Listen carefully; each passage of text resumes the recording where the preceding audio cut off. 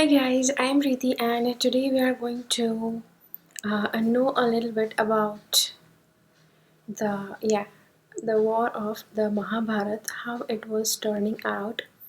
Duryodhan was assigning people, he was actually instructing people that how they should get prepared for the war, and he in the last verse, in the last week's video I had told you that he had praised Bhishma enough. And now he did not want to make others feel as if they were not given any importance during the war, which is why he says that Bhishma is very important, but all the other warriors they are supposed to cover up Bhishma so that because he might be engaged in the war and nobody should be attacking him while he is engaged and dealing with the enemies on the one side. On the other side, nobody should be attacking him, which is why he had assigned all the other warriors all around Bhishma. By this time, I not exactly by this time because this is the beginning of the war, not even the beginning of the war, it is pre-beginning of the war.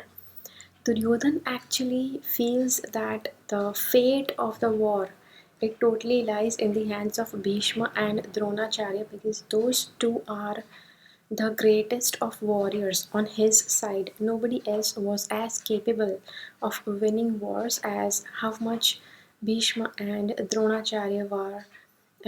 How capable they were. But somehow he, somehow Duryodhan, he knew that Pandavas had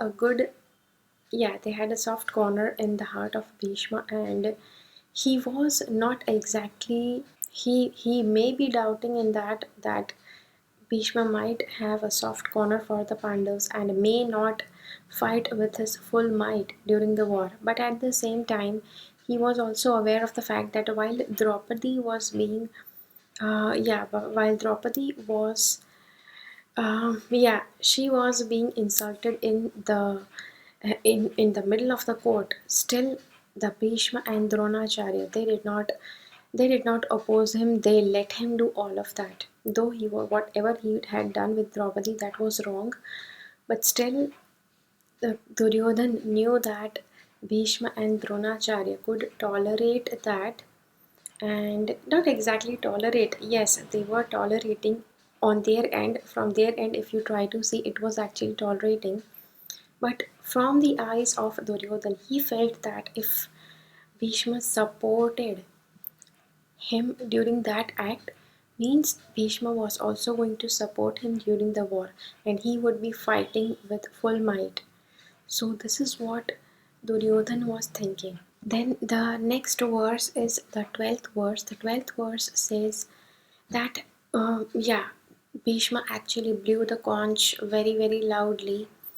And usually during the war, especially in India, in ancient India, when there were wars, the even the quality of the sound of the conch shell, the way they blew the conch shell, and how it sounded during the war, that also held a lot of importance, and that also counted a lot according to, not exactly according to that, also actually counted a lot. And the fate of the war, what is going to be the result of the war, that can actually be guessed just based on the blaring of the conch shell. So Bhishma actually tried to blow his shell really hard, and while he tried to do that, it sounded really, really harsh and it sounded very loudly and it was blaring very loud. So while it sounded really that bad, in a way, Duryodhan he felt that because Bhishma was blowing the conch very loudly, means he was ready for the war. He was ready to blow out. He was ready to take out all the enemy, all the people on the enemy side. Okay, but at the same time, Bhishma knew this on the inside that though he may be blaring the conch very loudly, he still knew that a bigger force was on the side of Pandavas, that was Lord Krishna, and which is why he knew that they were going to get a defeat in the war, which is why Bhishma actually bled that conch in that horrendous manner. So yeah, it actually matters a lot, what a person behaves on the inside as well as what a person tries to show on the outers to the outer world. On the outer world, he might try to show, Bhishma might try to show that he was on the side of Kauravas, and he was going to fight the war with all his might, but at the same time, on the other hand, what was going on the inside, he knew very well that just because Lord Krishna was with Pandavas, they were there were a lot of chances that they were going to win, and no matter whatever, howsoever mighty Bhishma was, howsoever mighty Dronacharya was, still the result of the war was going to be on the side of Pandavas, because Lord Krishna was the mightiest. Though he was not going to fight in the war, still Bhishma knew that the result of the war is going to be more in the favor of Pandavas. Okay, so this is what is for the verse number 11 and verse number 12. And one more logic applies here. uh, Bhishma, he's supposed to be like the mightiest, and he was like the one who was the most, yeah, he was the most mightiest. He used to be the most toughest person to beat in a war, and everybody was sure that nobody could beat him. And he is making this very loud noise with the conch, and it also implies that the clouds that thunder, they don't rain, and the clouds that rain, they don't thunder loud enough.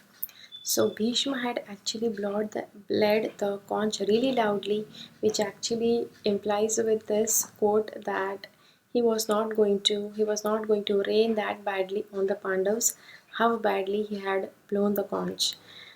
So yes, so that is there. And yeah, so this is the video for this week. I hope that you like it. If you have liked this video, hit the like button. If you feel that this video can help somebody, to share this video with that person.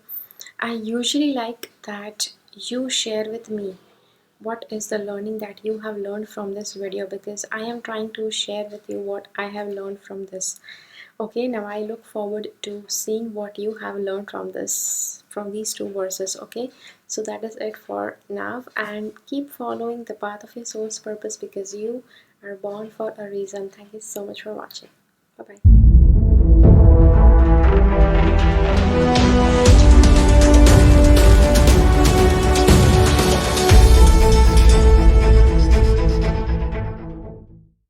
Make sure that you subscribe to my channel and click on the bell icon. When you click on the bell icon, select all notifications so that you get notified about all the videos that I upload.